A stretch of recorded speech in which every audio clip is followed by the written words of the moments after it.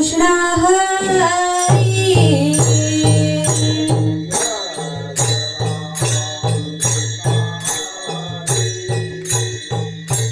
जय जय राम कृष्ण हरी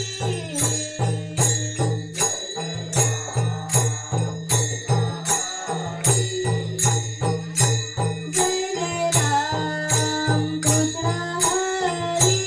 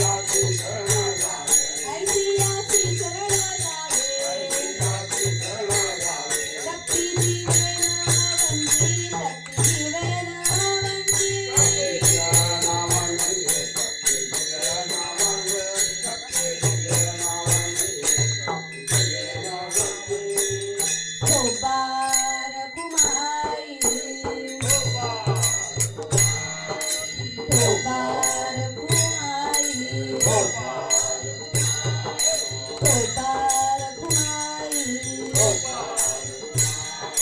गोपाल कुमारी गोपाल कुमारी गोपाल कुमारी गोपाल कुमारी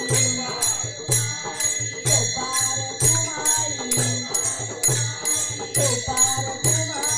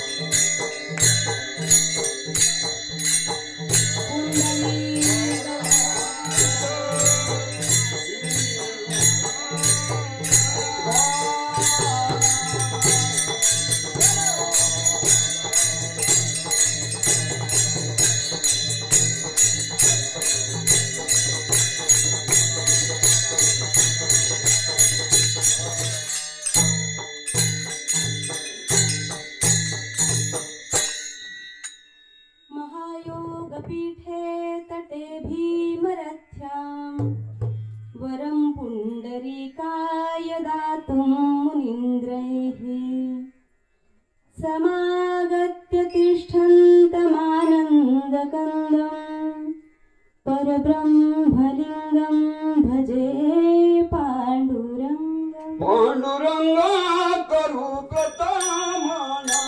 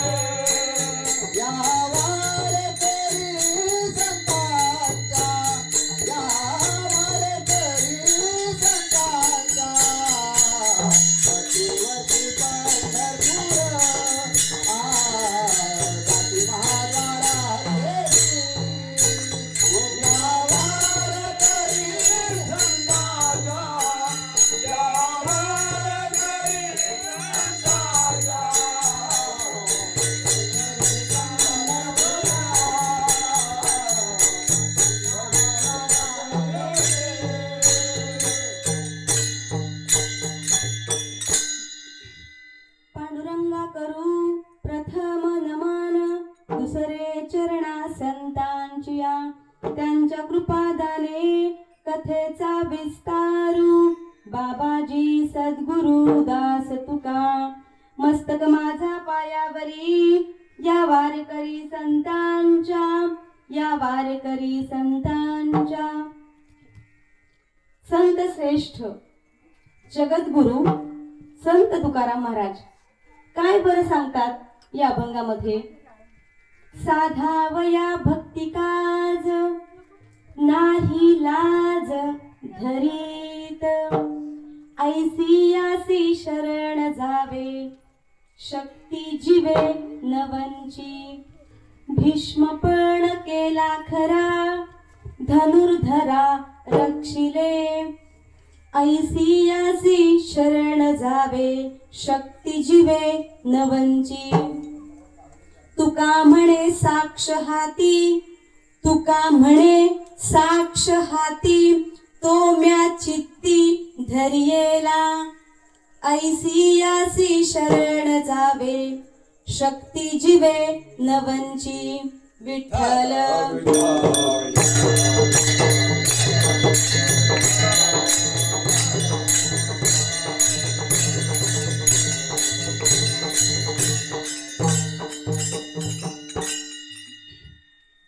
कीर्तन रूपी सेवेकरता निवडलेला अभंग जगद्गुरु संत तुकाराम महाराजांचा 4 चरणाचा अभंग आहे.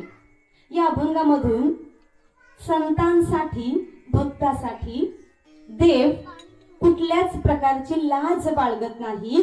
त्यांची कामं तो साधायचा प्रयत्न करतो. म्हणून म्हणतात तुकाराम महाराज, साधावया भक्ती काज नाही लाज धरीत. संतांची कामं करण्यासाठी भक्तांची कामं करण्यासाठी त्या पंढरीश परमात्म्यावरती जो जो जीव प्रेम करतो त्या प्रेम करणाऱ्या जीवाची देव कामं करण्यासाठी लाज बाळगत नाही. आणि अशा या देवाला शरण जा. ऐसियासी शरण जावे शक्ती जीवे नवंची. म्हणजे तुम्ही ताकदीनिशी शक्तीनिशी जीवानिशी त्याला शरण जा. म्हणजे याच्यामध्ये काटकसर करू नका, वंचना करू नका, त्याला फसवू नका. मनोभावे तनु मनु जीवे चरणासी लागावे. संतांच्या देवाच्या चरणाशी जीव आणि शक्ती एकवटून विसरून जाऊन त्याला शरण जा. का बरं? का शरण जा? कारण तो प्रतिज्ञा सुद्धा मोडणारा आहे. दिलेलं वचन तो भक्तासाठी न पाळणारा आहे. म्हणून तुकोबरात 3ऱ्या चरणात म्हणतात, भीष्मपण केला खरा. त्यांनी भीष्मपण खरा करून दाखवला. कोणासाठी?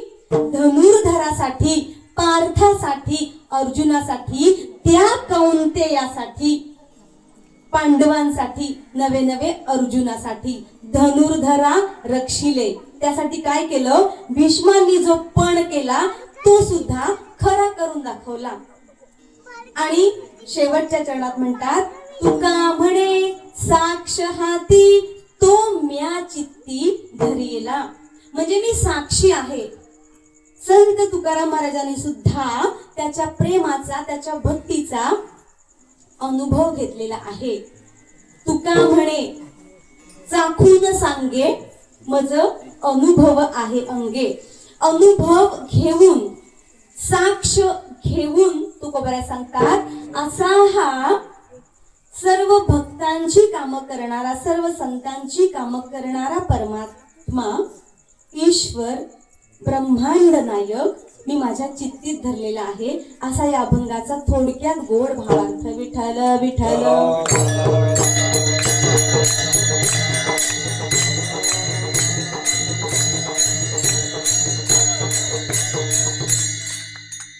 प्रस्तावना काय बरं द्यायची? आपलंच माहेर, आपलंच अंगण आणि आपलेच काताळे बंधू आणि फुल बंधू. काय आहे ना, असं इथलं बोलावणं आलं ना की असं का माहित नाही विठ्ठल बाबा क्षणात मोठं झाल्यासारखं वाटतं. 2 महिन्याच्या आधी 3 महिन्याच्या आधी नवे वर्षभराच्या आधीच त्यांचं सांगणं असतं. काय एवढंच सांगतात, अक्षय तृतीयाचा 2रा दिवस. त्याच्यामुळे तो ध्यानात ठेवावा लागतो. आणि पंढरीश परमात्म्याला मी विचारते, देवा जिवंत ठेवणार आहेस ना? तारीख घेतोय आम्ही, जिवंत ठेवणार आहेस ना? का बरं असं म्हणावं? कारण हा देह नाशिवंत आहे. स्मशानात एखाद्याला सोडून आल्यानंतर कलियुगातलं सर्रास वापरलं जाणारं वाक्य काय? काल बिचारा चांगला होता, आज गेला. त्याच्यामुळं लोक शिंक येऊन सुद्धा जातात देवाच्या घरी. म्हणून एक कृतार्थ झाल्यासारखं वाटतं की या नाशिवंत देहाच्या पदरात ज्या गावाचं नाव सतकोंडी, सतकोंडी ना, हा सत म्हणजे काय? सत चित आनंद मधला सत. सत म्हणजे सत्य. आणि या सगळ्या समस्त सतकोंडी ग्रामस्थांनी या सतला कोंडून ठेवलंय. सत कोंडी. तो सत ना मार्ग शोधून जमेल परंतु यांनी त्याची कोंडीच करून ठेवली अशी की तो बाहेर नाही जाऊ शकत. हा, काय ताकद हो, काय ताकद, काय ताकद. एक तर टाळकरी माळकरी कमी, त्यातही त्या सत्याला सत्यसाच खरे, नाम विठोबाचे बरे. दुसरं काय, सत्य तू सत्य तू सत्य तू, असा हा परमात्मा आहे. गावाच्या नावातच सत आहे, सत्य आहे. अशा परमात्म्याला माऊलींना तुम्ही इथं कोंडून ठेवलंय. हा, कोंडून ठेवल्यानंतर आनंद होतो की दुःख? कोंडून ठेवलं की आनंद होतो की दुःख होतं? काय, बोला बोला बोला, काय होतं? दुःख होतं. पण माऊलींच्या चेहऱ्यावरचा आनंद बघा, किती तेजमय आहे. खरंच मी मगाशी आल्या म्हटलं आमच्या गजानन दादांना की माऊलींच्या चेहऱ्यावर गेल्या वर्षी जे तेज होतं तेच आजही बघायला मिळतं. हा, आम्हा बायकांना पावडर लावल्याशिवाय तेज दिसत नाही. संतांच्या देवाच्या जवळ राहणाऱ्या, स्वतः विष्णूचा अवतार असणाऱ्या माऊलीला सुद्धा हे सतकोंडीवासी कोंडून ठेवतात. हा, कोंड कोंडूनी धरीन जीव. तर असे या ठिकाणी आपला हा अखंड हरिनाम सप्ताह आणि हे धर्म मंडप आहे. खरं तर धर्म मंडप, इथं धर्माचं काम चालतंय, इथं देवाचं काम चालतंय, इथं नामाचं भक्तीचं काम चालतंय, इथं भक्तीचं काज आहे. आणि या भक्तीच्या काजाला आज 36 वर्ष पूर्ण झाली. आणि त्या भक्तीच्या काजाला अनुसरून परमात्म्यानं काय केलंय, साधावया भक्ती काज, अशा सर्व संतांचं काज साधण्यासाठी आज सेवेला भंग तुकोबरायांचा घेतलाय. माऊलींची, आमच्या सतीजनांची अशी अपेक्षा होती की छान सुंदर गोड असा अभंग घ्या की जो आम्हाला पण आनंद येईल. काय आहे ना दादा, संतोष दादा, आता अशी पंचायत होते, साड्या शोधायला तर हा देह कधीच नाही गेला होता. वर्षात दोनदा, 1-2 वर्षात कधीतरी असायची. पण जसा माता भगिनींना साडी निवडण्यात जो आनंद मिळतो ना, तो अभंग निवडण्यात खऱ्या अर्थाने आनंद मिळतो. काय माहितीये का, काय काय वाटतं, एवढा प्रभू भावे घेऊ नको, तो पण नको, जाणे भक्तीचा जिव्हाळा घेऊ, तो पण नको. मग पसंतीस पडतो काय, 36 वर्ष भक्तीचं काज केलं सतकोंडीवासियांनी. मग त्यानं काय केलं, मग त्याचं भक्ती काज वर्णन करण्यासाठी कदाचित तुमच्या हट्टापायी हा निवडलेला भंग आहे. आणि त्याचं चिंतन आमच्या भाऊजींच्या घरात धक्क्यावर बसून काढले. बरं का, बरं मी आल्या म्हणजे तुकोबरायांशी जेव्हा संवाद सुरू होता, तुकोबराया अभंग निवडलाय काय, साधा वया भक्ती काज. या पानावर तर एकही अक्षर उमटलेलं नाहीये, का लिहिला असेल तुम्ही हा अभंग? तेव्हा या मातीत आल्यानंतर या सतला तुम्ही कोंडून ठेवलंय. तोच सत सांगतोय मला काय, की मातृत्व आहे या अभंगामध्ये. आणि तुम्हा सर्वांच्या कृपाशीर्वादानं, पंढरीश परमात्म्याच्या कृपाशीर्वादानं आणि श्री संतोष महाराज काकाळे, मी नावं हट्टाने लिहून मागितलेत. बरं, मला कोणी सांगितली नाहीयेत बिलकुल, पण हट्टाने लिहून काढलेत मी आणि मागितलेत मी आवर्जून गजानन दादांना सांगून. धन्यवाद बरं का. तर संतोष महाराज काकाळे आमचे दामोदर बाबांसारखे दिसणारे, नवे नवे दामोदर बाबाच असतील ना ते. किती प्रेम बाबा, किती प्रेम. साताऱ्यातनं बाबा येतात दरवर्षी. बहुतेकसा बाबांनी आम्ही गेल्या वर्षी न बोलताही कोंडी केली असेल न येण्याची. आल्यानंतर बाबा म्हटले की ते आले नव्हते गेल्या वर्षी. असो पण कुटुंबावरती एक वेगळा प्रसंग होता गेल्या वर्षी, त्याच्यामुळं. पण बरं झालं, हा वर्ष आपल्याला भक्तीच्या जोशपूर्ण तयारीत आपल्याला करता येतोय. तर आमच्या सगळ्यांचे वरिष्ठ, वय, ज्ञान, मान, अनुभव सगळ्यांनीच बाबा तुम्ही वरिष्ठ आहात. तर आमचे सगळ्यांचे बाबा विठ्ठल बुवा मेस्त्री जे साताऱ्यावरून आलेत, पांडुरंग काताळे, शंकर काताळे, गणपत काताळे आणि पूर्ण काताळे कुटुंबीय आणि माऊली कृपा परिवार. तर त्या हा ते पुढे आता त्या तिकडेच वळतीये. आणि आमच्या म्हणजे या देहाला ज्यांनी ही संधी दिली, ही दुसरी संधी आहे. कीर्तनरूपी सेवेसाठी आमंत्रण त्यांनी दिलं. ते आमचे सतीश दादा थूल आणि त्यांचे बंधू गजानन दादा या दोघांच्या सांगण्यावरनं, त्यांच्या मार्गदर्शनावरती, त्यांच्या शब्दावर जागृत होऊन तुम्हा सर्वांचे दर्शन घेण्यासाठी, बरं, शिकवण्यासाठी, तत्वज्ञान सांगण्यासाठी, एक तर हा देह उंचीनी पण कमी, माईक बघा कुठल्या अंतरावर लागलाय, एक तर एकही केस पिका नाही, शोधला तरी का अनुभव कमी, वय ज्ञान अनुभव मान या सगळ्याच गोष्टींनी जाडी रुंदी उंची पण कमी अशा देहानं धाकला असणारा हा तुमच्या सर्वांच्या समोर असलेला देह शिकवण्याच्या हेतूने नाही, तर तुम्हाकडून शिकण्याच्या हेतूनं, तुमचे आशीर्वाद प्राप्त करण्याच्या हेतून हा उभा आहे. तर असे हे आमचे दोन्ही बंधू आज कीर्तनरूपी सेवेला माझ्या पाठीचा कणा आमचे यजमान उपस्थित आहेत. बिचारे रात्री 2 वाजू दे, 3 वाजू दे, रत्नागिरी असू दे, खेड असू दे, कुठेही असू दे, सुखरूप सारख्याचं काम करतात असे आमचे यजमान. आणि आमचे भाऊजी दिनेश मेस्त्री आणि त्यांची सौ दीपिका माझी ताई, आणि माझ्या आत्याचा नवरा म्हणजे आमचे मामा उपस्थित आहेत, ते पण माळकरी आहेत, माझी ताई पण माळकरी आहे. का सांगायचं हे, ही गादी त्यांच्यामुळे प्राप्त झाली आहे. त्यांचे ऋणाईत असावं, या देहाला सतत माहीत असावं की या देहावरती जे चढलंय, जो साज भक्तीचा आहे, हे भक्तीचं काज जे घडतंय ते वडीलधाऱ्या माणसांमुळे घडतंय, म्हणून त्यांचं सतत स्मरण करायचं, नाव घ्यायचं, त्याच्यामुळे अहंकार येत नाही. म्हणून इथं उपस्थित प्रत्येक जण, म्हणजे तिथून सुरुवात करून सगळे तुम्ही बसलेले श्रोते, भाविक सुद्धा, त्याच्यात महिला वर्ग, पुरुष वर्ग, लहान मुलं सुद्धा, या सर्वांचे कृपाशीर्वाद मागते आणि कीर्तन रूपी सेवेला सुरुवात करूया. विठ्ठल विठ्ठल.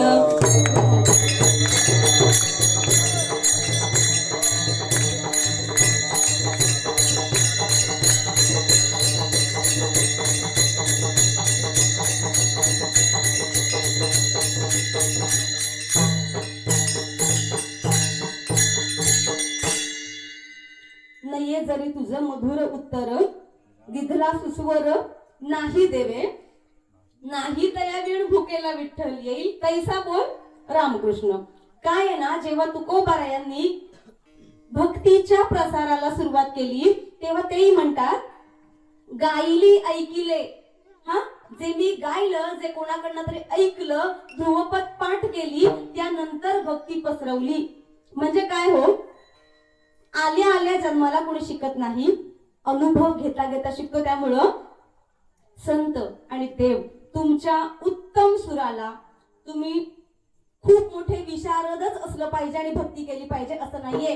साधावया भक्ती काज नाही लाज धरीत, हा जर का देवाचा अनुभव आपल्याला यायला हवा असेल तर आपण भक्तीच्या दृष्टिकोनातून गबाळ राहिलं पाहिजे, भक्तीच्या दृष्टिकोनातून आपण वेड झालं पाहिजे, आणि भक्तीच्याच दृष्टिकोनातून मला काही कळतच नाही, मला काही येतच नाही, देवा मी शून्य आहे, हा भाव यायला पाहिजे. तर या अभंगाचा अनुभव घेता येतो. साधावया भक्ती काज नाही लाज धरीत. देव आणि भक्त यांचं नातं या अभंगामध्ये आई रूपी आहे, आई रूपी. बघा ना, या अभंगाचं पहिलं चरणच आहे काय, साधावया भक्ती काज नाही लाज धरीत. आपल्या लेकराचं कुठलंही काम असेल, कुठलंही, बरं, अंतर्गत काम असेल तरी सुद्धा आणि बहिर्गत काम असेल तरी सुद्धा, सगळ्या प्रकारची काम करण्यासाठी लाजत नाही. ती कोण? कोण? आई. आई. तर कदाचित तुकोबारायांनी हा अभंग जेव्हा लिहायला घेतला असेल तेव्हा त्याला वाटलं असेल की हा पंढरीश परमात्मा, सत्य साच खरे असणारा परमात्मा, ते म्हणतात नाम विठोबाचे बरे. विठोबा, जेव्हा विठ्ठलाच्या नावाला बा लागतो तेव्हा तो आपला पिता होतो, हा, आणि जेव्हा विठाई लागतं तेव्हा पंढरीश परमात्मा विठाई म्हणजे आई बनतो. काय प्रमाण?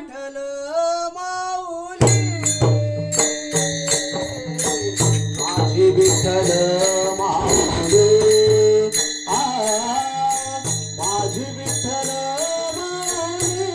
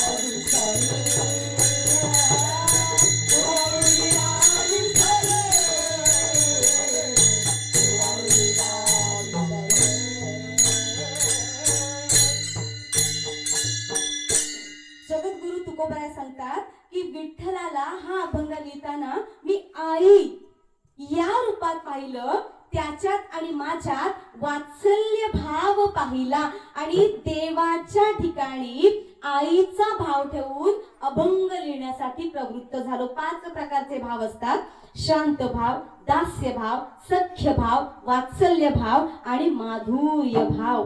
माधुर्य भावाची भक्ती करण्याचा अधिकार याच शक्तिरूपी देहाला प्राप्त झालेले. बरं, माधुर्य म्हणजे कांत भाव त्याला म्हणतात, जो गोपींनी देवाच्या प्रती अर्पण केला.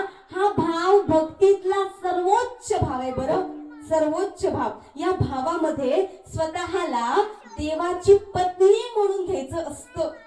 ज्याला कोणाला माधुर्य भाव देवाशी न्यायचा आहे त्या जीवाला स्वतःला स्त्री रूपी मानावं लागतं. प्रज्ञाचक्षू गुलाबराव महाराज स्वतःला काय म्हणायचे? मी कृष्ण पत्नी आहे, मी ज्ञानेश कन्या आहे. स्वतः माऊली माझी आई आहेत म्हणायचे आणि मी ज्ञानेश कन्या आहेत. हा भाव त्यांच्या मनात होता. कृष्ण भगवंताला ते पत्नी या रूपात पाहायचे, स्वतःला पत्नी या रूपात बघायचे. कृष्णाची कृष्ण पत्नी आहे असं म्हणायचे आणि याच वेशात माधुर्य भाव देवापाशी नेता येतो.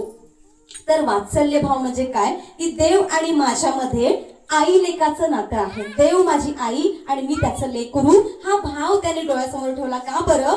कारण विठोबा फक्त बाच नाहीये. विठोबा जरी देहानं पुरुष असला तरी संतांसाठी तो विठाई आहे. काय पुरावा देतात? माझी विठ्ठल माऊली.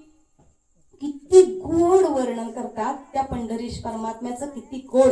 माझी विठ्ठल माऊली प्रेम पान्हा पान्हायली. प्रेम पान्हा पान्हायली म्हणजे एखादी गाय आपल्या वासराला पान्हा सोडते, तशा पद्धतीनं भक्तांवरती संतांवरती देव आई समजून पान्हा सोडतो आणि काय करतो? कुरवाळूनी लावीस्तनी. आपली माय, आपली आई आपल्याला स्तनपान करते, जीव जगवते. तसाच पंढरीश परमात्मा त्याच्या भक्तीचा रस, त्याच्या प्रेमाचा रस आपल्याला पाजतो. सेवितो हा रस वाटितो आणि का घ्या रे होऊ नका रान भरी. संत पण तेच सांगतात की हा रस आम्ही सेवन केलाय. तुम्हाला वाटायला आलोय किती वर्ष वाटतोय? 36 वर्ष वाटतोय. तरी आमच्या मनातली भक्ती वाढतीये पण माळकरी कमी होत आहे. असो काय आहे ना, हा नाशिवंत देह आहे. ज्याच्या ज्याच्या प्रारब्धात जे लिहिलं असेल ना ते घडतं. नाहीतर कितीही तुम्ही काही करा ते नाही घडत. तर माझी विठ्ठल माऊली. दुसरं काय प्रमाण? विठ्ठल पंढरीश परमात्मा स्वतः श्रीरंग श्रीकृष्ण आपली आई आहे. काय पुरावा आहे त्याचा? उगाच काही बोलायचं? देव आई असतो कधी? संत सांगतात कृष्ण माझी माता, कृष्ण माझी माता.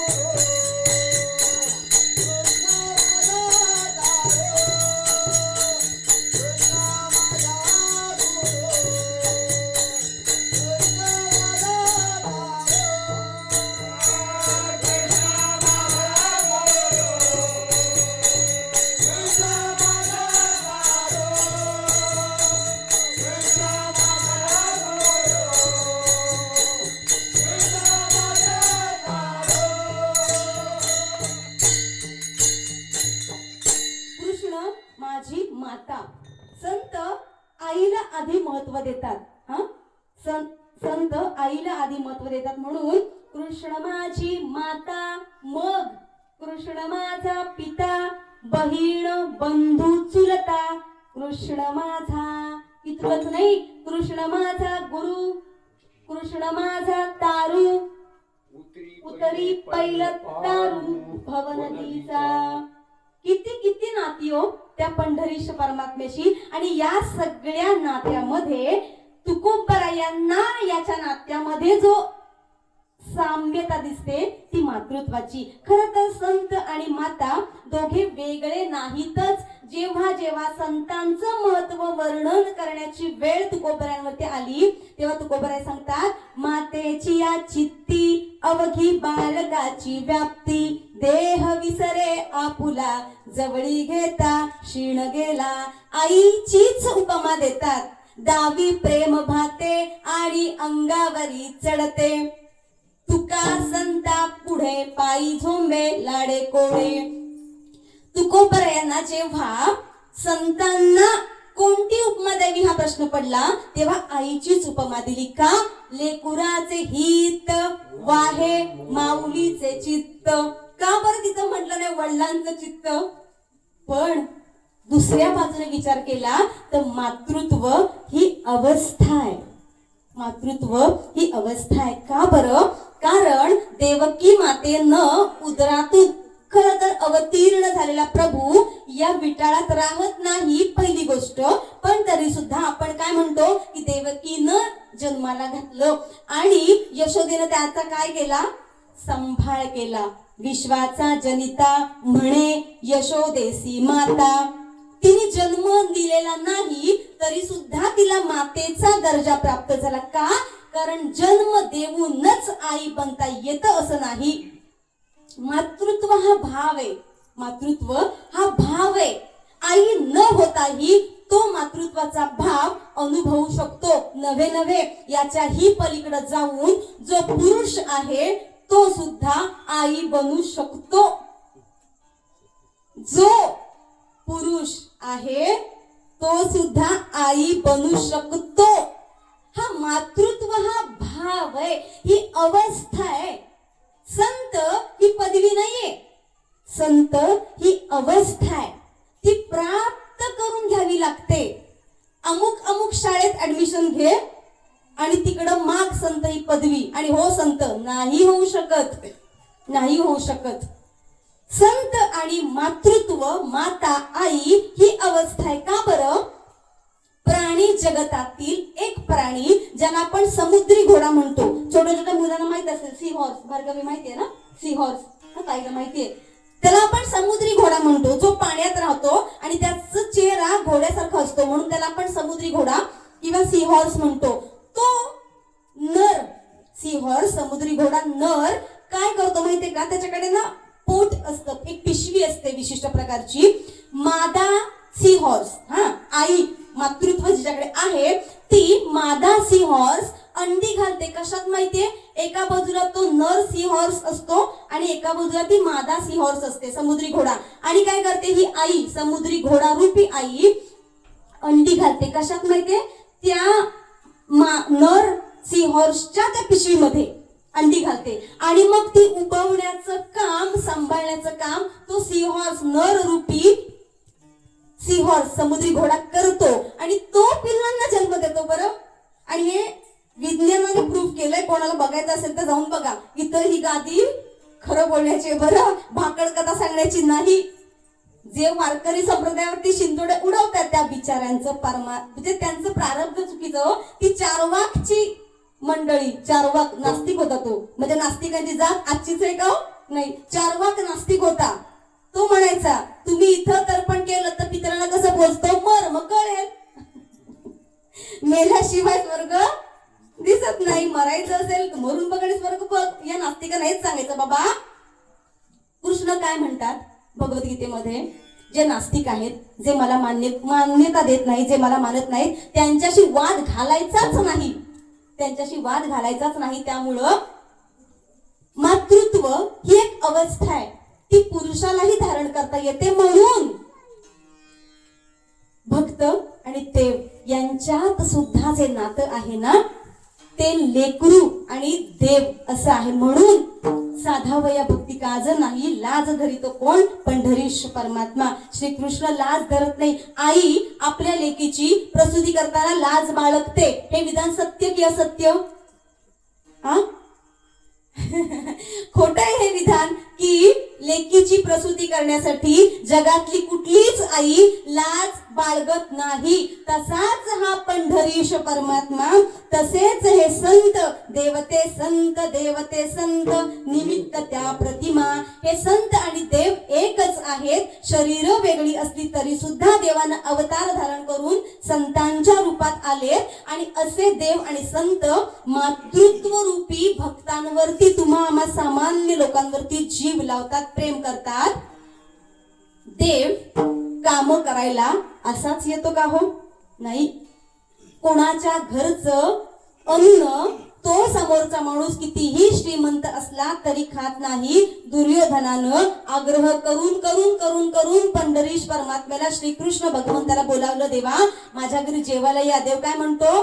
तुझ्या घरचं अन्न कुबुद्धी असलेलं आहे, तुझे विचार कुविचार आहेत. आणि कुविचार जिथं आहेत, नास्तिकपणा जिथं आहे, देवाला मानणारे जिथं नाहीत, भक्ती ज्यांच्या हृदयात नाही, नाम जे मुखानं घेत नाहीत, त्या घरची सोन्याच्या वाटीतली खीर काय पाणी पण घेणार नाही. पण दासीपुत्र कण्या विदुराच्या भक्षी, दैत्या घरी रक्षी प्रल्हादासी, असा हा पंढरीश परमात्मा आहे. गरिबांच्या घरी जाऊन कण्या भक्षण करतो. विदुरांच्या घरी जेव्हा देव आले, काय ना भक्तांना आनंद होतो. काय आनंद होतो की देव जेव्हा घरी येतो ना, तेव्हा विदुर काकांची सौ, त्यांची लक्ष्मी केळं देवाला सोलून देते. केळ्याचं साल देवाला दिलं आणि केळं आपण खाल्लं. देव ते केळं पण मुकाट्यानं खातो का? बघत नाही. हे केळं आहे का साल आहे ते. का बरं? भक्ती, नाम अंतःकरणात भगवंत भक्तांच्या मनातला भाव बघतो. अंतरीची घेतो गोडी, पाहे जोडी भावाची. देव काय बघतो? प्रत्येक सामान्य माणसाच्या, भक्ताच्या मनातला भाव बघतो. भाव. बाप काय करतो माहितीये? भले त्याची मुलगी श्रीमंत असली ना, तिच्या घरात जात नाही तो, पण एखादी मुलगी गरीब असली ना, तो तिच्या घरी येतो. का बरं? तिथं भक्ती आहे, तिथं पितृवरच प्रेम आहे, तिथं प्रेमच प्रेम आहे. त्या गोडीसाठी एखादा वडील आपल्या गरीब लेकीच्या घरी जातो, पण जी श्रीमंत असेल तिच्याकडे बघत नाही. का? ती तिटकारा करते म्हणून नाही, पण आनंद कुठे वाटतो? साध्या साध्या गोष्टीमध्ये. म्हणून संत भक्त देवाला भाव देतात, कारण त्यांना माहितीये भाव बळे आकळे, ये रवी ना कळे, करतडी आवळे तैसा हरी. हा भाव बघतो भक्तांच्या मनातला. अजून काय आवडतं भक्ताला? का बरं तो काम करतो? आणि का बरं लाज नाही बाळगत काम करताना भक्तांची? कारण ते भक्त सततै कीर्तयन्तो माम यतन्तश्च दृढव्रताः नमस्यन्तश्च मां भक्त्या नित्ययुक्ता उपासते. देव काय म्हणतो? सततै कीर्तयन्तो माम, म्हणजे ज्यांच्या घरात 36 वर्ष कीर्तन असतं, ते कीर्तन त्याला आवडतं, म्हणून तो भक्ती काज भक्तांचं करतो, लाज बाळगत नाही. नाम, भक्ती आणि देवावरचं प्रेम भक्ताला, देवाला आवडतं, म्हणून तो भक्ताला भेटण्यासाठी स्वतःहून जातो, त्यांची कामं न सांगता करतो. 36 वर्ष देव श्रीखंड्या या रूपात स्वतः संत एकनाथ महाराजांच्या घरी राबला. बरं राबला. आपल्या घरात 8 तास काम करायला येणारी माणसं जशी राबतात ना, देव तसा राबला. त्यानं काय केलं हो? कावडीने पाणी ज्या घरी चक्र पाणी वाहे, चक्र पाणी वाहे, अनन्य भक्ती भावे, अनन्य भक्ती भावे, निळा बंदी त्याचे पाये. चक्र पाणी वाहे, ज्या घरी चक्र पाणी वाहे,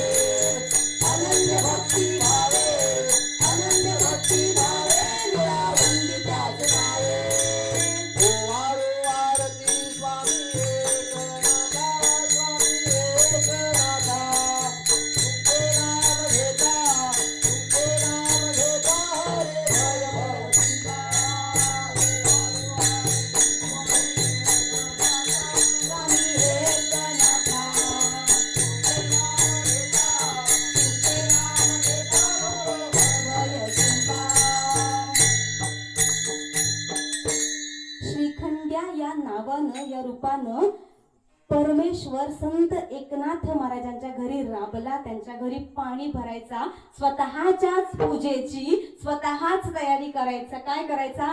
चंदन उगाळून द्यायचा. संत एकनाथ महाराजांचं त्यानं धोतर सुद्धा धुवायचं काम केलंय. नदीवर जाऊन कावडीनं पाणी भरायचा. देव का बरं हे सगळं करतो? कारण संतांचं प्रेम त्याच्यावरती इतकं असतं, इतकं अगाध असतं.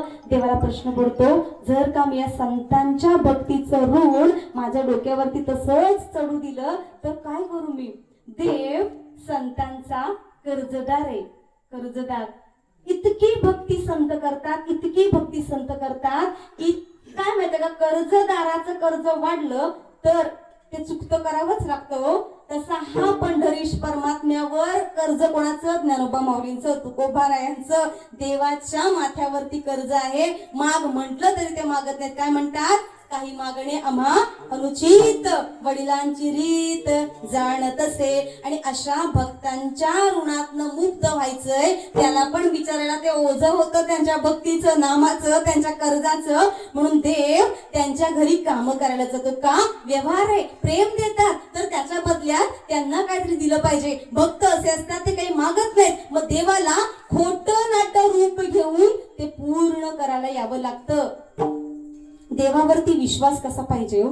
आपण काय म्हणतो? भक्ती तुझी मी देवा एवढी करतो, पण त्या बदल्यात तू मला वाईट गोष्टी देतोस, त्या बदल्यात मला दुःख देतोस. पण भक्ती यासाठी करायचीच नसते. माझ्यावरचं दुःख कमी होईल, माझ्या वाट्याला जे भोग आलेत ते भोग कमी होतील, किंवा मी सदैव आनंदी राहील. म्हणून भक्ती करायचीच नसते. देवाची ते खूण आला ज्याचे घरा, त्याचे पडे चिरा संसारासी. देवाची ते खूण म्हणजे देव आपल्या घरी आला ना तर पहिली खूण त्याच्या संसारावर चिरा पडतो. चिरा हा एवढूचा छोटूसा दगड नाही. भक्ती केल्यानंतर तो प्रत्येक विषयातनं बाजूला करतो. प्रत्येक विषयातनं काम, क्रोध, लोभ, स्वार्थ अवघा माझा पंढरीनाथ. का? येवोनी संसारी मी तो एक जाणे हरी. संत भक्त एकच जाणतात की मी संसाराला, प्रपंचाला, या मृत्यू लोकात आलोय ना, मी एकच जाणतो. त्या देवाचे दिनरजनी हाची धंदा, गोविंदाचे पवाडे. म्हणून आमचे माऊली साताऱ्यात हे पवाडे गायला येतात, एवढा लांब अंतरानं पार करून. का? देवावरच प्रेम आहे. नवे नवे माऊली कदाचित तुम्हाला बाबा आणायला जात असेल, काय म्हणत असेल, किती सुंदर नटलोय मी, पांढरे शुभ्र वस्त्र नेसली आहेत, तुम्ही पण या, कारण नावात विठ्ठल आहे. कसं जगू मी 3 दिवस 4 दिवस कसा आनंद घेऊ? त्यामुळे ते प्रेमापोटी येतात. सुधाचंद्रन नावाची एक नृत्य करणारी आहे, पोरींना माहिती असेल. सुधाचंद्रन हा ती खूप मोठी नृत्य करणारी महिला आहे. ती देवळातून बाहेर पडली दर्शन घेऊन देवाचं, आणि काही अंतरावर गेल्यानंतर तिचा अपघात झाला आणि तिचा एक पाय कायमचा गमवावा लागला. आणि ती सुंदर नृत्य करणारी, बरं सुधाचंद्रन, ही सत्य घटना आहे, काही खोटं नाहीये. तिचा एक पाय गमवावा लागला. ती हॉस्पिटलमध्ये होती आणि रडत होती. तिची आजी काय म्हटली, देवळातनं बाहेर पडलीस. तिला काय वाटलं होतं की अरे देवाने माझ्याबरोबर हे, आपण सहज म्हणतो ना, देवा एवढी वर्ष सेवा करतोय रे, माझ्याच पदरात हे दुःख द्यायला पाहिजे होतंस. पण प्रारब्धानं ते आपल्याकडे येतं. जे जे लिहिले प्रारब्धी ते न चुके कर्म कधी. कदाचित देव आपल्याला एखाद्या गोष्टीतनं मुक्त करतो, त्याचं होण्यासाठी करतो.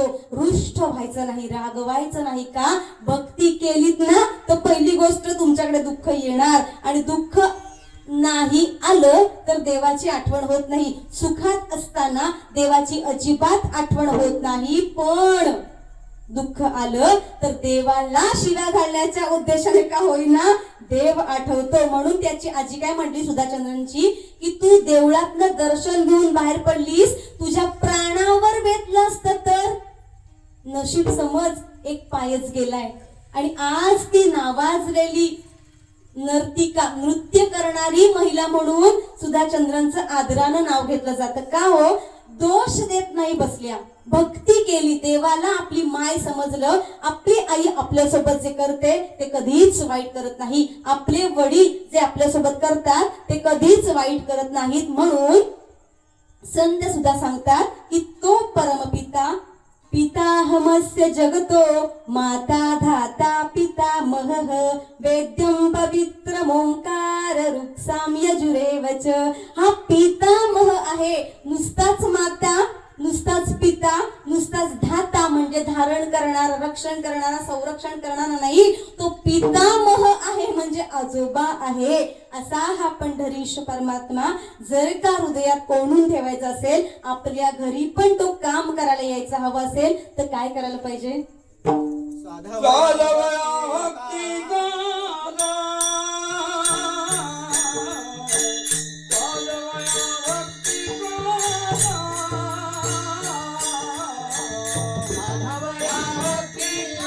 गाजा,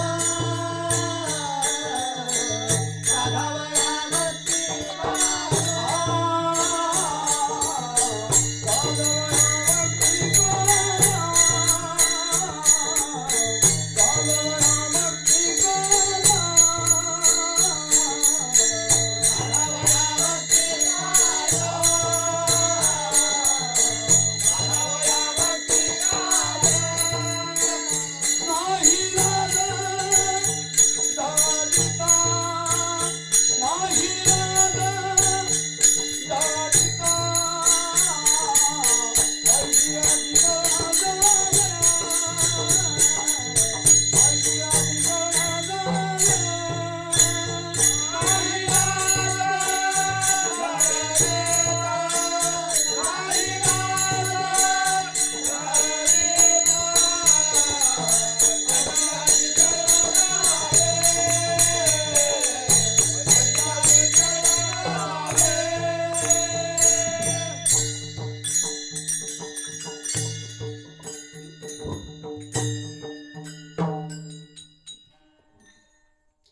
साधावया भक्ती काज नाही लाज धरीत. मी हे सांगत होते आता की बघितलं तर पाहुणे 10 काय उपाय आहे हो? थांबवता येऊ शकतो काय ना काय? हा, इतके सुंदर तुमचे चेहरे भक्तीनं भरलेले आहेत. प्रभू तुम्ही महेशाची मूर्ती आणि मी दुबळा अर्चित असे भक्ती, तरी बोल जरी गंगावती स्वीकार आलं की. म्हणजे श्रोते इतके मंत्रमुग्ध होऊन ऐकणार असतील तर देव पण तिथे येऊन बसतो का? रिकामी जिथं जिथं जागा असते तिथं विठ्ठल असतो. विठ्ठल जळी तळी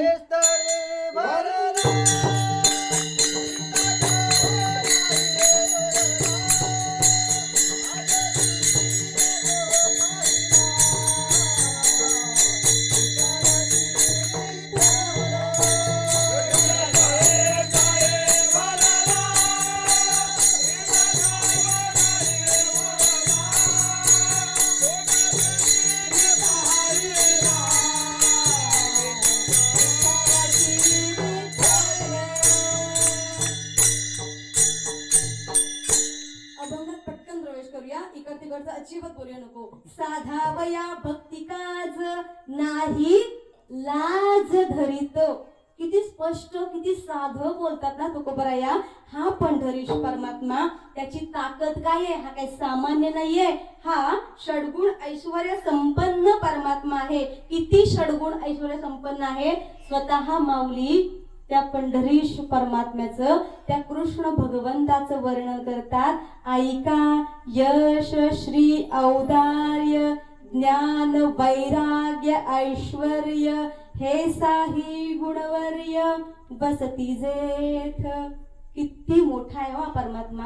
हे बघा, काम आपल्या घरी कोण करतय याच्यावरती पण ना अवलंबून असतं. एखादा गरीब माणूस काम करायला आपल्याकडे आला ना, त्याचं नवल नाही. पण पण पण समजा इथला एखादा रिकामा ग्लास आमच्या विठ्ठल बाबांनी उचलला तर त्यात नवले हो, त्यात नवले का? सगळ्याच परीने जो वरिष्ठ आहे तो जेव्हा काम करतो ना तेव्हा विशेष म्हटलं जातं. तेव्हा विशेष. आपण जेवण केलं याच्यात विशेष नाही, पण आपल्या ह्यांनी जेवण केलं तर ते विशेष आहे. हा पंढरीश परमात्मा साधा सुद्धा नाही, किती ऐश्वर त्याचं. ऐका म्हणतात माऊली, ऐका. यश, श्री. श्री म्हणजे कोण? स्वतः लक्ष्मी माता. ती श्री लक्ष्मी माता त्याचं दास्यत्व करते. बरं, त्याच्या पायाशी आहे, पण हृदयात वास करण्याचा अधिकार फक्त आणि फक्त तुम्हा आम्हासारख्या भक्तांना दिलाय परमेश्वरानं, संतांना दिलाय तो अधिकार. साठविला हरी जी ही हृदय मंदिरी, तरली येर झार झाला सफळ व्यापार. देव किती मोठा आहे आणि तो कशाच्या मनात राहतो. एवढा प्रभू भावे तेने संपुष्टी रहावे, होय भक्ती केला तैसा पूर्वी धरा विधी इच्छा. काय मागतो? एवढा जगदानी मागे तुळशी दळ पाणी. हा देव जशी इच्छा कराल तसा तसा तुमची ती इच्छा पूर्ण करतो. त्या बदल्यात काय मागतो? पैसे मागतो का? नाही. मागे तुळशी दळ पाणी. तो जगदानी आहे, जगाला सगळं देणारा आहे. आणि जगदानी हा असताना फक्त भक्ताकडं एक तुळशीचं पान मागतो आणि पळीभर पाणी मागतो. कशाने तृप्त होतो? स्वतः परमेश्वर भगवद्गीतेमध्ये सांगतो, पत्रं पुष्पं फलं तोयं यो मे भक्त्या प्रयच्छति तदहं भक्ति परुत पश्नामि प्रियतात्मनः. देव किती सोपं सांगतात हो. तुमच्या घरात जर का मी पण काम करायला येणार असेल तर मला तुम्ही भुलवण्यासाठी खूप मोठं द्यायची गरज नाही. काय? पत्रम पान, पुष्पम फूल, फलन म्हणजे फळ आणि तोयम म्हणजे पाणी. तुम्ही मला यातलं काहीही दिलत ना तर मी तुमच्यासाठी वेडा होईन आणि तुमच्या घरी येईन. का? प्रेमसूत्र दोरी नेतो तिकडे जातो हरी, मने सहित काया वाचा काया अवघे दिले पंढरी राया. सुसजाचा भाव झाला,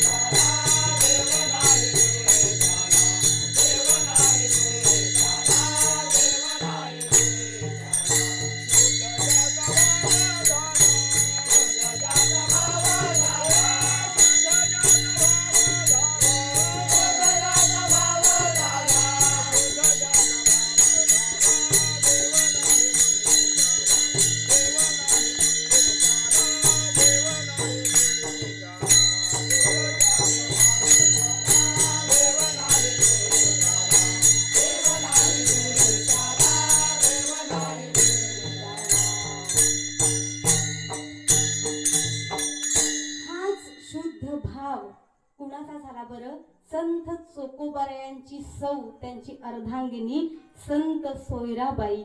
संत सोयराबाई काय झालं? का बरं देव नको नको ती वाटेल ती कामं लाज सोडून करतो? कारण शुद्ध ज्याचा भाव झाला त्याला देव दूर नाही, तो येतोच. आमंत्रण न देता येतो. आणि इकडं तर पत्रिका घरात पोहोचवल्या तरी कोण येत नाही, शोकांतिक आहे. पण देव आमंत्रणाची पण वाट बघत नाही. देवाला मुंगीच्या पायात बांधलेल्या घुंगराचा आवाज सुद्धा जातो. आपल्या मनातला भाव त्याला का बरं कळणार नाही?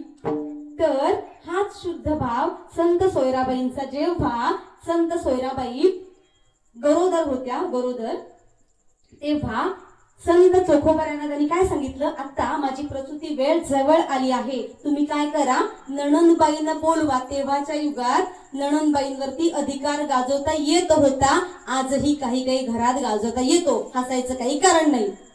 उगाच आमच्या महिलांमध्ये शिंदोडे उडवले जातात. सासू सुनांचा विषय घेऊन, नणंद जावांचा विषय घेऊन पण नाही हो.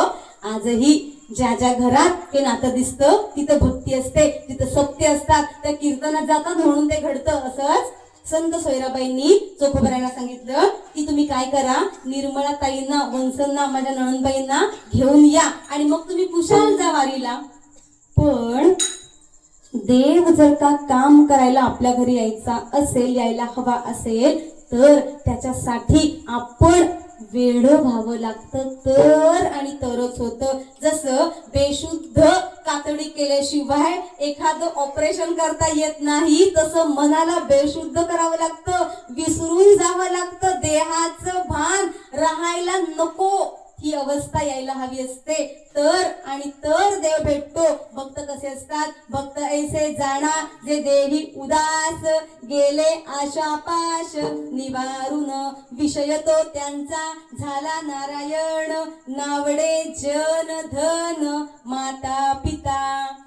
तर असं होतं, हरीची या भक्ता नाही भय चिंता, दुःख निवारिता नारायण.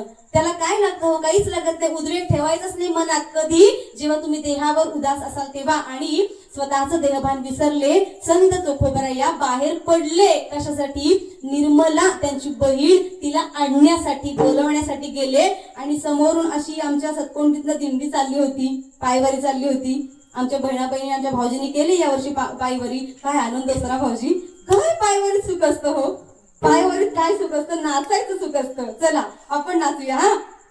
भीमा तीरी एक वसविले नगर,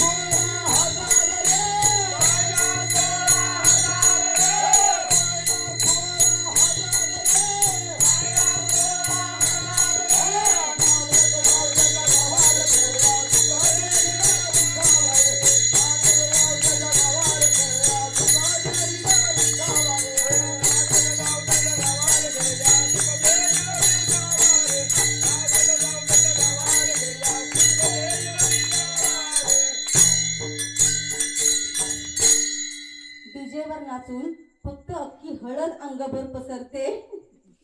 पण नाचत जाऊ त्याच्या गावारे, खेळ्या सुख देईल विसावा रे. इतकं घामाघूम होतो आपण, असं वाटतं वा वा देवा, तुझं प्रेम अंगावरती ओघळतय. न्हावून निघतो आपण भक्तीमध्ये. ज्याने ज्याने पायवारी केले, ज्याने ज्याने पंढरपूरला त्याचं जाऊन दर्शन घेतलंय, नवे नवे एवढं कशाला, हर कीर्तनात, हरी जागरात, नामस्मरणात, सत्यात जाऊन बसलेत जरी ना, त्यांनाच तो अनुभव माहितीये की काय आनंद होतो. तर अशी दिंडी चालली होती. छान आमच्या विठ्ठल बाबांसारखे संत गात होते. आतनं एक वेगळा आनंद होतो ना बाबा. आतून एक वेगळा आनंद होतो. तरुण बनवतो तो तरुण, आणि तारून न्यायला मदत करतो देवाचा भक्तिरस. बरं, तर असंच छान दिंडी चालली होती, सगळे छान नाचत चालले होते. आणि क्षणभर विसरले चोखोबराया. कशाला गेले होते चोखोबराया?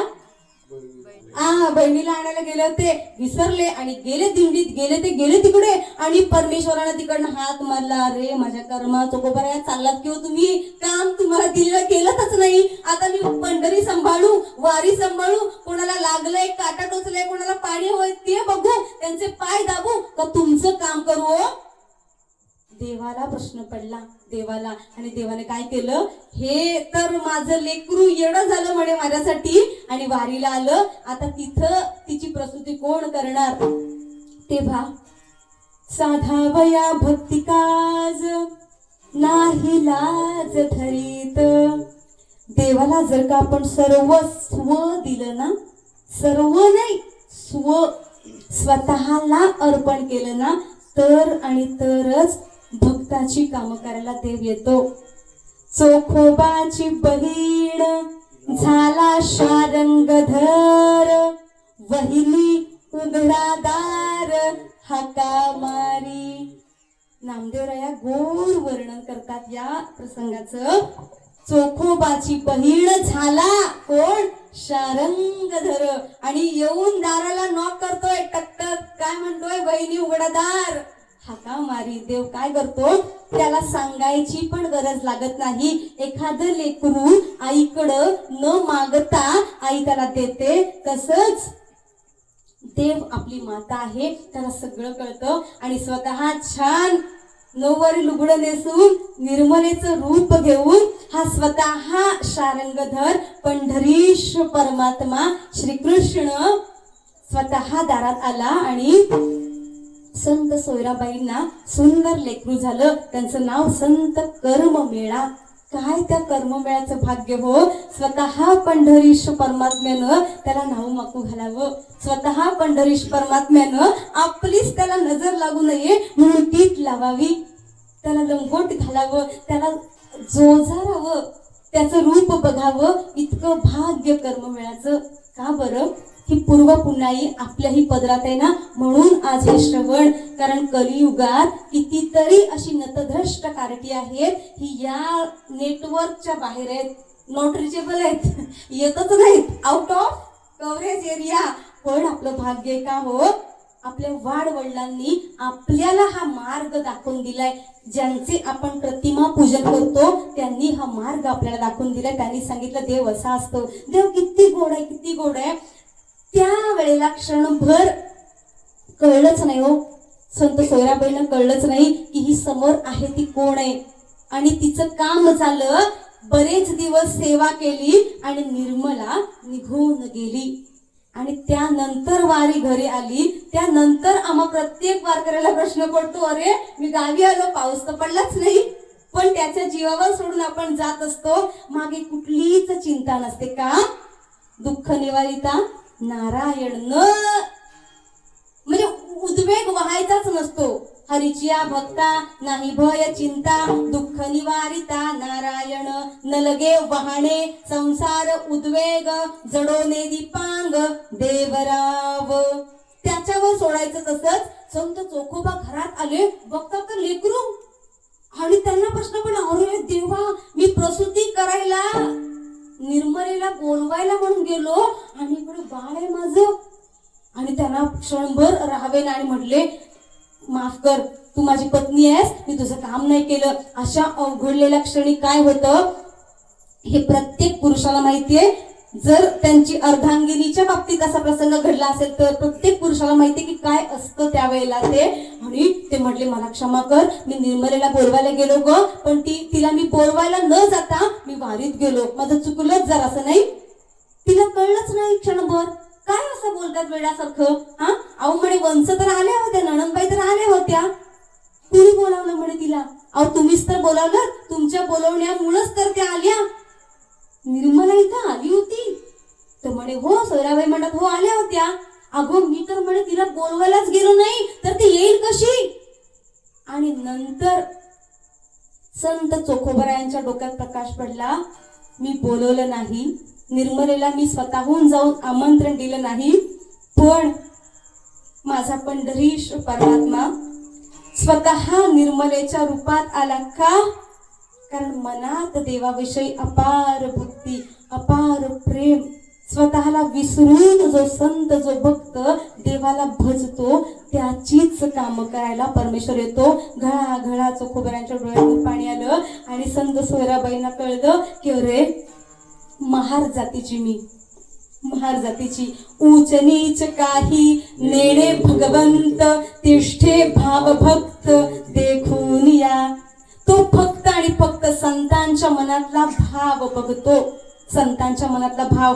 कलियुग आलंय, पण कितीतरी युग, 28 युग देव इथं उभा आहे. तो कशासाठी? फक्त संतांनी सांगितलेलं काम. भक्त पुंडलिक रायानं सांगितलं की आल्या गेल्या प्रत्येकाचा देवा उद्धार कर, त्यांना आशीर्वाद दे, त्यांच्यावरती प्रेम कर. म्हणून भक्त पुंडलिकाचं काम करण्यासाठी, त्याच्या वचनात राहण्यासाठी तो आजही तिष्ठत उभा आहे.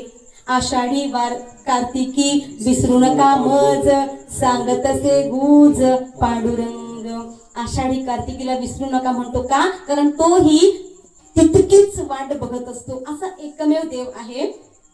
त्याच्या चरणाचा स्पर्श आपल्याला करता येतो. कलियुगात असं एकही मंदिर नाहीये तिथं प्रत्यक्ष मूर्तीला आपल्याला स्पर्श करता येईल. तुम्ही कुठलेही असा, जातीचे, वर्णाचे, कुठल्याही पंथातले, कुठल्याही धर्मातले असा, तुम्हाला पंढरीश परमात्म्याचा चरण स्पर्श करण्याचा अधिकार आहे.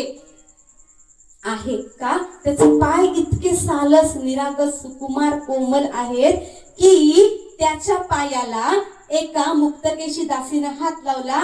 इतका लोण्यापेक्षा मऊ स्पर्श देवाचा मुक्तकेशी नावाच्या दासीनं अंगठा लावून तपासलं की देव इतका नरम, इतका मऊ आहे का? हात लावला, फक्त हात लावला आणि आत गेलं बोट. लोण्यासारखा देव मऊ, इतका निरागस, किती सुंदर दिसतो देव. अधरम मधुरम नयनम मधुरम मधुराधिपते रतिरम मधुरम अधरम मधुरम वदनम मधुरम नयनम मधुरम हसितम मधुरम मधुराधिपते रतिरम मधुरम. किती गोड, किती गोड. मधुर म्हणजे गोड. देव अधरम मधुरम, अधर म्हणजे ओठ, देवाचे ओठ मधुर आहेत. वदनम म्हणजे मुख, देवाचं मुख गोड आहे. नयनम मधुरम म्हणजे देवाचे डोळे मधुर आहेत. आणि हृदयम मधुरम, देवाचं हृदय सुद्धा मधुर आहे. त्याची चाल मधुर आहे, त्याचं रूप मधुर आहे, त्याची वेणू मधुर आहे, रेणू मधुर. सगळंच गोड गोड गोड नव्हे, हा अखिल कोट ब्रह्मांड नायक पूर्णांगाने गोड आहे. मधुराधिपते रखिलम मधुरम, इतका गोड परमात्मा. त्याला जर का नाम दिलं, भक्ती दिली, प्रेम दिलं, तर तो आपली सगळी कामं करायला येतो. साधावया भक्ती काज नाही लाज धरीत, कारण मातृत्वाचा भाव त्याच्या अंतःकरणात एका भक्तासाठी असतो, संतासाठी असतो. म्हणून देव त्याच्या घरची काम करायला येतो. दुसऱ्या चरणात काय सांगतात? अशी अशी शरण जावे,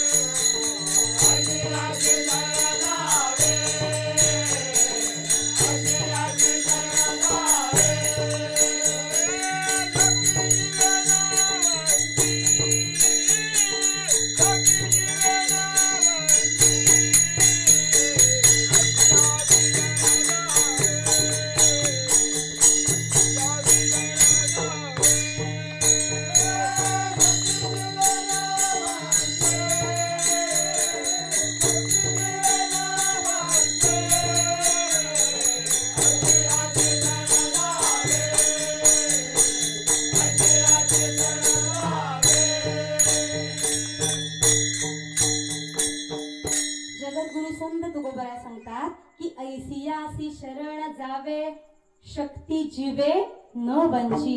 तुम्ही शक्ती आणि जीव, तुमचा प्राण, तुमचं शरीर म्हणजे अंग आणि संग, या दोन्ही गोष्टीनं त्याला शरण जा.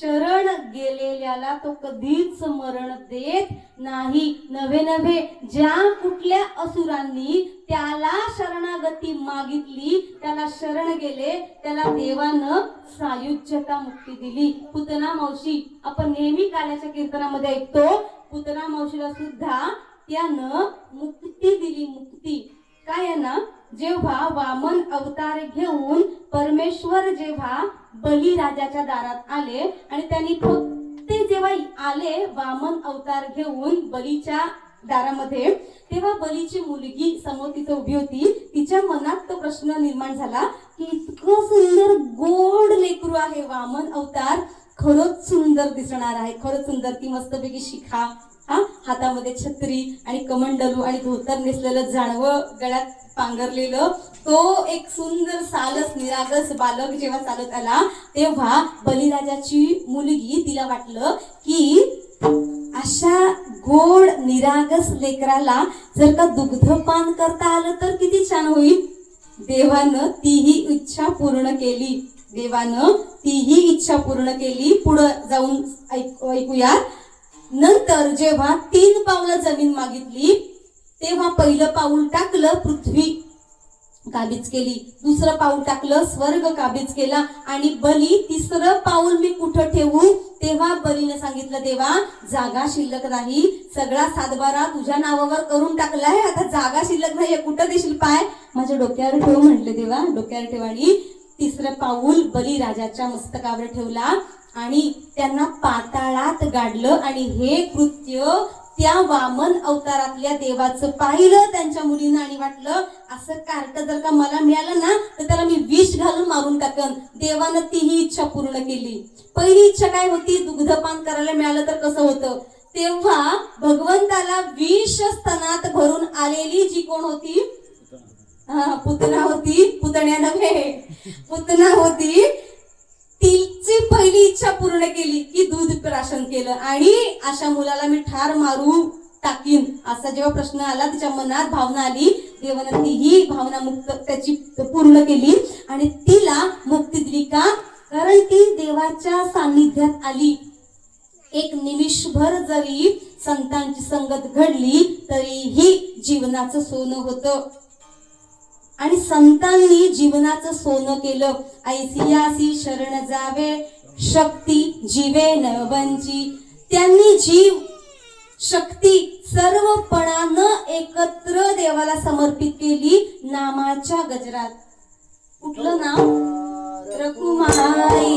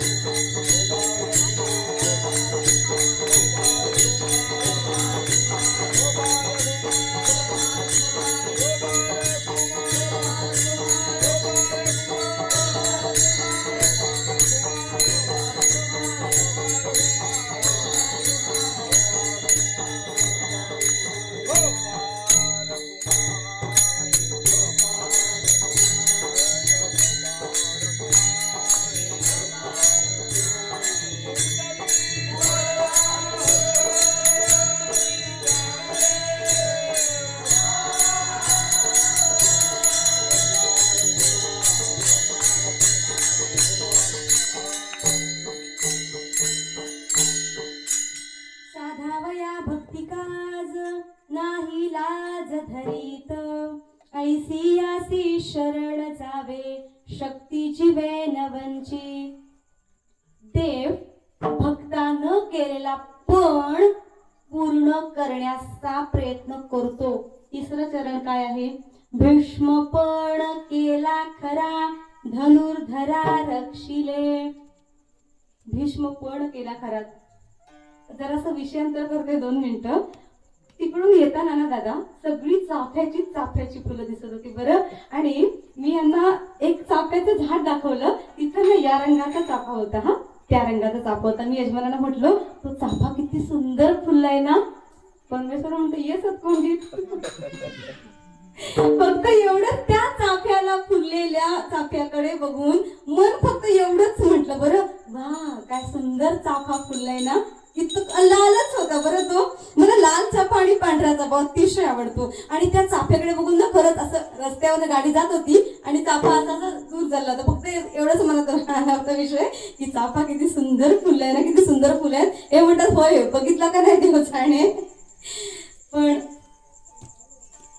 तुम्हाला कळलं असेल आता काय म्हणायचंय. पण ना हा जास्त वेळ गळत राहिला ना की अहंकार वाढेल की काय ही भीती वाटते. म्हणून नको बाबा, ज्यांचं आहे त्यांच्याकडे जाऊ देते. त्याच्यासाठी खंबीर आहेत ते सांभाळायला.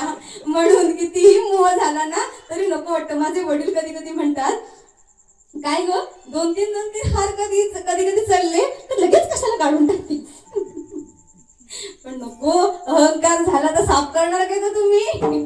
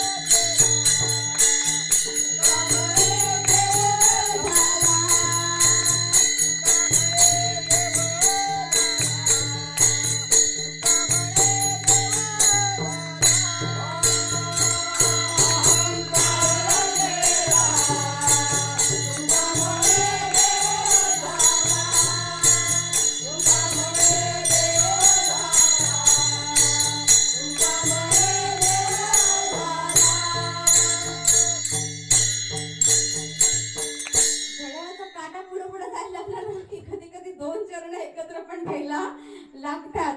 अहंकार झाला तुका म्हणे वाया गेला आणि अहंकार गेला तुका म्हणे देव झाला.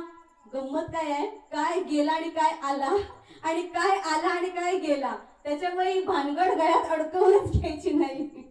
तर साधावया भक्ती काज नाही लाज धरीत. भक्तांची कामं करण्यासाठी देव लाज धरत नाही, म्हणून त्याला शरण जा का.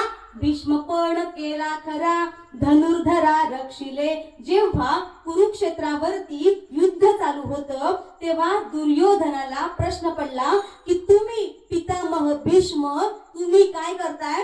फक्त सोंग घेतलं युद्ध करायचं. तुमच्या मनात पांडवांविषयी प्रेम आहे म्हणून तुम्ही तोंड देखलं युद्ध करताय. आणि या आरोपाचा पितामह भीष्मांना त्रास झाला आणि रागाच्या भरात त्यांनी पण केला की मी उद्या या पांडवांना पृथ्वीवरनं नष्ट करीन किंवा स्वतः श्रीकृष्णाला शस्त्र घ्यायला भाग पाडीन. कारण श्रीकृष्ण काय म्हणाले होते, जेव्हा आपल्या उषाला देवाच्या डोक्याच्या तिथं कोण बसला होता, दुर्योधन बसला. आणि पायाशी येऊन कोण संत पायाशीच बसतात, भक्त पायाशीच बसतात. पायाशी बसलं की झोपलेल्या माणसाला आधी डोक्याकडचा माणूस दिसेल का पायाकडचा. कोण मुद्दाम असं नाही बघणार, पायाशीच बघणार तो. त्यामुळं संतांना माहितीये की याला जर का जिंकून घ्यायचं असेल आधी तो काय मनवाचा तिथं तुझे हे स्वरूप म्हणून या माप भक्ती केले का. भक्ती केली तर तुझं माप आम्हाला काढता येतं. भक्तीची या मापे मोजितो अनंता इतराने तत्वता न मोजवे. देवाचा प्रत्येक गुप्त विषय फक्त संतांना ठाऊक आहे, संतांना. म्हणून तो कोंडी केले इकडं बिचारा जातच नाही, इथून जाणार पण नाही, जाण्यासाठी आलेलाच नाहीये तो. अखंड टिकणार आता हा अखंड. जसे माऊली संजीवन आहेत ना तसा हा आमच्या काताळे परिवाराचा सप्ताह चिरंजीव आहे. संजीवन स्वतः माऊली असताना कधी खंड पडणारच नाही का. देवाला फक्त प्रेम दिलंय, फक्त प्रेम. तर भीष्माने प्रतिज्ञा केली की मी देवाला शस्त्र हातात घ्यायला भाग पाडून. देवाने काय सांगितलेलं की माझी 18 अक्षणी सेना तुला घेऊन टाक, म्हणजे कौरवांना दिली. हे सगळे साहित्यांना देव विचित्र माणसांनाच देतो आणि स्वतः त्यांच्या वाट्याला जातो. कोणाच्या? पांडवांच्या. अर्जुन हा प्रत्येकाच्या मनात, आपण स्वतः अर्जुन आहोत का? तर खूप जवळचे आहोत अर्जुन. नवे नवे देव म्हणतो की मी सूर्य आहे, मी चंद्र, रसोहमप्सु कौंतेय, म्हणजे मी म्हणोनी पवनी का स्पर्शू, शशी सूर्यू जो प्रकाशू तो मी चिगा. देव काय म्हणतात? पांडवांमध्ये अर्जुन मी आहे. भगवद्गीता काढा, आपल्याला त्याच्यामध्ये कळेल. देव म्हटलाय की अर्जुन मी आहे पांडवांमधला. तर ते म्हटले की मी तुझ्या सोबत युद्ध करीन, तुझा सारथी होईन, तुला 4 चांगल्या गोष्टी सांगीन, पण मी हातात शस्त्र घेणार नाही. बोल, तुला पाहिजे का? संत काय म्हणतात? देवा तू असल्यानंतर कशाची चिंता रे, तू असल्यानंतर कशाला काही कमी आहे, तू आमचा हो, बस आम्हाला काही नको, सैन्य तुझं देऊन टाक, आम्हाला काही नको ते सैन्य भिन्न.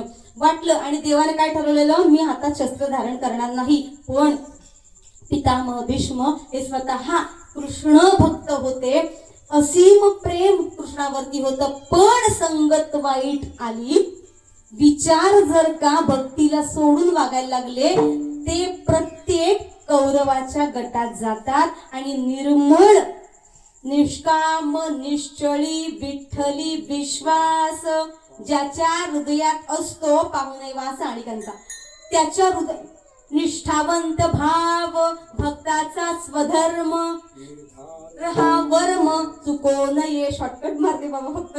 तर निष्ठावंत भाव जर का भक्तांच्या हृदयात असेल तर देव त्यांची कामं करतो. आणि ठरवलं की मी शस्त्र धारण करणार नाही. आणि पितामह भीष्मांनी प्रतिज्ञा केली, एक तर देवाला शस्त्र धरायला लावीन, नाहीतर मी पांडव पृथ्वीवर मी नाहीसे करीन. ही प्रतिज्ञा देवानं ऐकली केलेली. त्यांना प्रश्न पडला की आता काय, आता काय? जेव्हा कुरुक्षेत्रावरती पितामह भीष्म आले, भीष्माने आडवे तिडवे कसेही बाण मारायला सुरुवात केली. कसं आहे माहितीये का? आपल्या लेकराला कुणी मारलं, त्याच्या शरीरातनं रक्त आलं तर आयांना आवडतं की नाही? आवडतं. असं म्हणतो वा वा वा मारलं का तुला कोणीतरी, छान छान छान, असं नाही म्हणत. कळवळतो आणि पदर खोचून जातो, माझ्या लेकराला मारलंस होय तू. तसंच देवाला पण वाटतं. आडवे तिडवे बाण मारायला पितामहाने सुरुवात केलं. देवाचा राग वाढत गेला, वाढत गेला, वाढत गेला. अर्जुनाला बाण येऊन लागत होते, घासून त्याचं शरीर चाटून जात होते, रक्त येत होतं. देवाला अतिशय संताप आला. त्याच्या देवाच्या मनाचा, बुद्धीचा, विचाराचा अंत बघितला पितामह भीष्मांनी. आणि देवानं रागाच्या भरात समोरच्या पितामह भीष्मांना धडा शिकवायचा म्हणून रथावरनं खाली उतरले आणि समोर त्यांना एका रथाचं चाक दिसलं, तेच उचललं आणि पितामह भीष्मांवरती रोखून धरलं. पितामह भीष्मांना क्षणभर वाटलं, देवा मनात आलेला प्रत्येक भाव तुला कळतो, प्रत्येक भाव. माझी प्रतिज्ञा होती की तुला शस्त्र धरायला भाग पाडीन, ती तू पूर्ण केलीस. भगवंताने सांगितलं, धर्मासाठी पितामह भीष्म तुम्ही धर्मासाठी अखंड झिजलात. कारण पितामह भीष्मांचा इतिहास बघितला ना तर खूप खूप खूप न्यायपूर्ण आहे.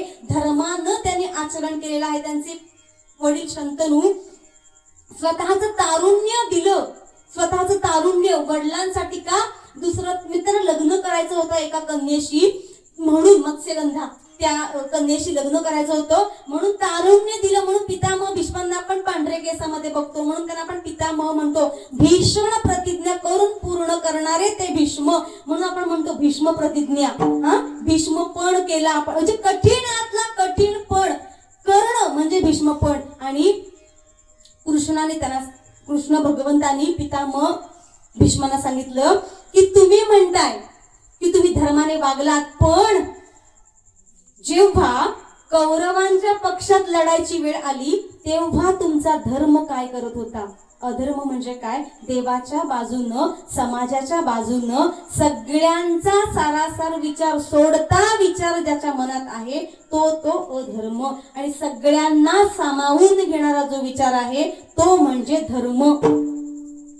एथ वडील जे जे करीती तया नाम धर्म ठेविती तेची येर अनुष्ठिती सामान्य सकळ. धर्माची सुंदर व्याख्या माऊली सांगतात. धर्म म्हणजे काय? एथ वडील जे जे करीती. वडील म्हणजे काय? श्रुती स्मृतीचे अर्थ जे जाणतात, श्रुती स्मृतीचे अर्थ जे जाणतात ते मूर्त रूपानं समाजाच्या पुढ्यात आणून ठेवतात आणि त्याचं अनुष्ठान करतात, त्यांना वडील म्हणतात. म्हणजे ज्ञान अनुभव मान सगळ्या गोष्टीनं जे वडील आहेत त्यांचं आचरण करण्यासारखे आहेत ते वडील, आणि ते करतात त्याला धर्म म्हणतात. म्हणजे कर्तव्य. धर्म म्हणजे फक्त कर्तव्य. ते कर्तव्य चांगलं असतं, वाईट कर्तव्य कधीच नसतं. वाईट कर्तव्याची गणना अधर्मात केली जाते आणि चांगल्या कामाची गणना धर्मामध्ये केली जाते. तर म्हटले की जेव्हा चिरहरण होत होतं, जेव्हा वस्त्रहरण होत होतं, पितामह इतके वर्ष आयुष्यभर तुम्ही धर्माने वागलात, तेव्हा तुमचा धर्म काय करत होता? काय तुम्ही धर्माने वागलात? तुम्ही अधर्मच केलात. तुम्ही मृत्यूला पात्र झालात. आता काय करा? समर्पित करा. का बरं?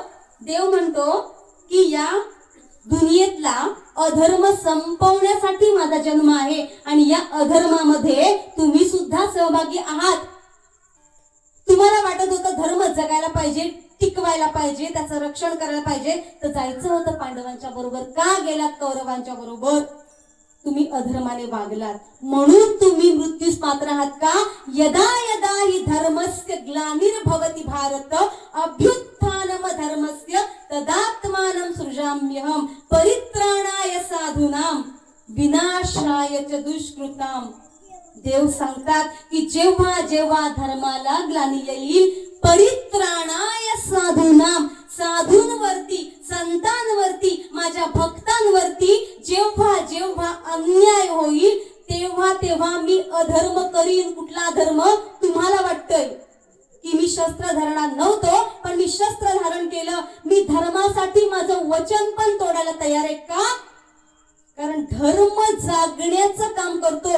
धर्माची तू मूर्ती, पाप पुण्य तुझे हाती, मज सोडवी दातारा, कर्मापासून दुस्तरा. देव पुरावा देऊन सांगतो मी धर्माची मूर्ती आहे. आता तुझ्या समोर जो उभा आहे तो अर्जुनाचा सारथी नव्हे. आता तुझ्या समोर जो उभा आहे तो वसुदेव देवकी नंदन नव्हे, या जगाचा पालन करता तुझ्या समोर आहे. मला सगळे गुन्हे माफ आहेत. का? कारण हा ब्रह्मांड मी चालवतो, ब्रह्मांड नायक आहे मी. म्हणून तुझ्या समोर जो उभा आहे तो तुझाही पिता आहे. समर्पण कर. इतक्या वेळ सांगत होतास पांडवांना समर्पण करा, समर्पण करा. आता तुला समर्पण करायचे, कारण मी सांगतोय म्हणून. मी माझं वचन सुद्धा मोडीन. का? माझ्या भक्तांना मी आच लागू देणार नाही. दुष्कृत्य करणाऱ्यांची हिंडता वन. हा सुंदर चरण आहे ते तुकोबरायांचं. तुकोबराय काय सांगतात की पायात काटा सुद्धा टोचू न देण्याची जबाबदारी मी घेतो, म्हणून मी त्यांची कामं करण्यासाठी लाज बाळगत नाही. हे सांगतात आपल्याला कोण? स्वतः संत. संत म्हणजे काय? सन्मार्ग वर्तिना संत. तद्रूपेण विद्या विनय वृद्धये स एव वर्तत इति संत हा. कृपाळू उदार माझा ज्ञानेश्वर. किती उदार, किती उदार, किती उदार. अहो भिंतीवर हात ठेवला. जड भिंत. बरं जड नाही, जड म्हणजे निर्जीव, अचेतन. चेतनाच नाही तिच्यामध्ये. तिला स्वतःची पाय नाही जी चालू शकेल. जड भिंत हात ठेवला आणि चल म्हटले. इकडं चल म्हटलं तर बायको पण कीर्तनाला येत नाही हो. इथं आपल्या घरची पोरं ऐकत नाहीत, पण रेडा बोलला. इथं आमच्या पोरांना म्हटलं बाळा 7 वाजता शुभम करोती म्हण, तरी आमची पोरं म्हणत नाहीत. पण माऊलींनी हात मस्तकावर ठेवला, तो रेडा वेद बोलायला लागला. हा संतांचा स्पर्श आहे. माऊलींनी ज्या खांबाला टेकून ज्ञानेश्वरी सांगितली. बरं सच्चिदानंद आदरे लेखकू झाला. सच्चिदानंद बाबांनी ती लिहिली आणि स्वतः माऊलींनी ज्ञानेश्वरी सांगितली. कुठं? त्या खांबाला टेकून माऊलींची पाठ लागली त्याला. माऊलींची पाठ कुठं होती? खांबाकडे होती. इकडं माऊली आमच्याकडे तोंड करून उभे आहेत, तरी आम्ही परमार्थ करायला तयार नाही. आपल्याविषयी नाही बोलत आहे, जे नाही आले त्यांच्याविषयी, जे घरातनं लांबनं काहीतरी बुवा बोलतोय बा हे खिडकीत न बघतायत, ऐकतायत, यांची हिंमत नाही पाय 2 मिनिटं 2 तास मांडी घालून बसायची का हो? तुम्ही जर का तुमचं शरीर कष्ट, जगाच्या कल्याणा, संतांच्या विभूती, देह कष्टविती, परोपकारे तुम्ही जर का झिजलात नाही, तुम्ही जर का मानसिकरित्या त्याला समर्पित झालात नाही, शरीरानं त्याला समर्पित झालात नाही, तर कधीतरी आयसीयू जाल आणि तो आयसीयू तुम्हाला म्हणेल आता आयसीयू, आता आलायस माझ्याकडे गार हवा खायला, आता खाऊन दाखव. शेवटची घटका मोजायला. आत्ताच कलियुग आहे काय माहितीये का? जन्माला येतो पण हॉस्पिटलमध्ये आणि मरतो पण हॉस्पिटलमध्ये. आता ते दिवस गेले, घरात जन्माला यायचे आणि घरात मरायचे. तेव्हा तो आयसीयू बाहेर असतो ना, आयसीयू, तो आयसीयू म्हणतो आपल्याला की तू आलायस ना आता पेशंट बनून, लाव तोंडाला ऑक्सिजन, लाव मास्क. सांगत होते सतकुंडीवाले, कीर्तनाला जा, टाळ्या वाजवा, ऐकलत नाही, आता लावा कवड्या त्या ऑक्सिजनच्या. तो कक्ष म्हणतो आयसीयू. तेव्हा वाटतं देवा बरं झालं असतं रे, कधीतरी तुझं नाम घेतलं असतं. मरत राहिलो आयुष्यभर कुटुंब, आयुष्यभर वाडीचं अध्यक्षपद. पुन्हा या इकडं क्षमस्व बरं. जर का तुम्हाला हे लागलं काहीतरी तर तो निव्वळ योगायोग समजावा. आपण आयुष्यभर वणवण करतो कशासाठी? भक्ती घेतच नाही, तोंडात नाम घेतच नाही. देव ज्याच्यानं आकळता येतो, देव ज्याच्यानं माग लागतो, की माघारे काहीतरी, माघारे काहीतरी, इतकं प्रेम दिलं माझ्याकडनं घ्या ना काहीतरी, असं म्हणायला कधी येतो? जेव्हा सगळं सोडून आपण संतांच्या विचारानं चालायला लागतो, तेव्हा संत आपल्यावरती खूप कृपा करतात. काय सांगू मिया संतांचे उपकार, मज निरंतर जागविती.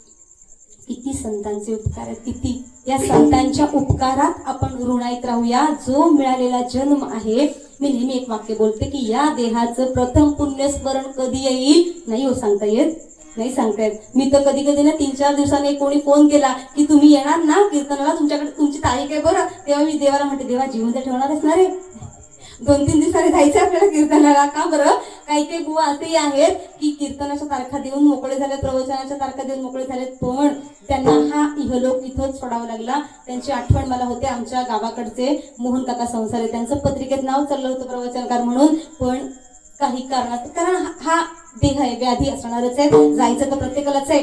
पण बघा जन्माला आलोय ना, मृत्यू अटळच आहे, येणारच आहे. पण तो आपण कशाच्या तोळ्यात जगतो माहितीये? मी अजून खूप वर्ष जगीन असं म्हणणारे 35 गेले. त्यांना वाटायचं नाम घ्यायला गेलो असतो बरं झालं असतं. पण संतांनी सांगितलेल्या विचारावरती आपण सगळेजण चालूया, भक्तीच्या रसात न्हावून निघूया, नामाच्या रसात न्हावून निघूया. आणि जो देवानं हा सुंदर देह दिलेला आहे, सुंदर कपडे जर का आपल्याला कोणी घालायला दिले आणि परत द्यायची वेळ आली, तेव्हा जर आपण ते फाडून तोडून दिले तर त्या घेणाऱ्याला खूप आवडेल नाही? नाही आवडणार ना? क्षमस्व, हा प्रश्न चुकीचा आहे.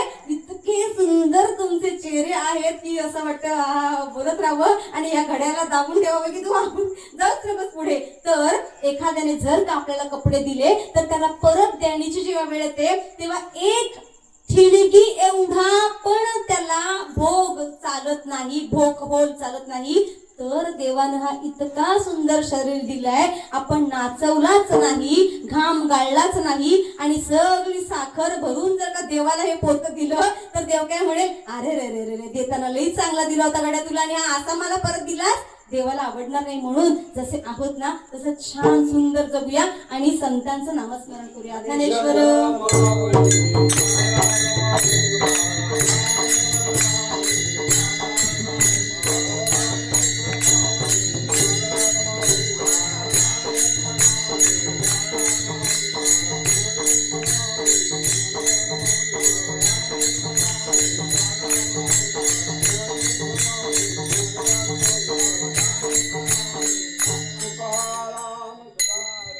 नामदेव जनाबाई नाम